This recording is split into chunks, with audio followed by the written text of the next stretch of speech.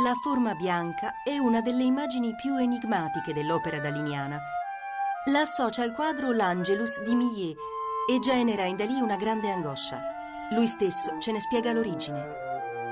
Si genera a Cadaqués mentre sto remando con violenza ed è costituita da una forma bianca illuminata dal sole, allungata e cilindrica, con le estremità arrotondate, e offre varie irregolarità. È contornata da piccoli bastoncini neri arricciati che sembrano stare in sospensione in tutti i sensi, come bastoni volanti.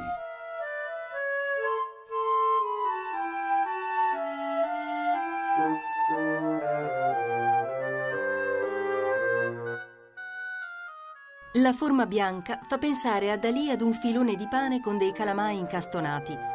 I bastoncini neri corrispondono alle penne dei calamai. Gli ricordano anche la distribuzione dei tasti del piano, in cui i bastoncini si abbinano perfettamente ai tasti neri.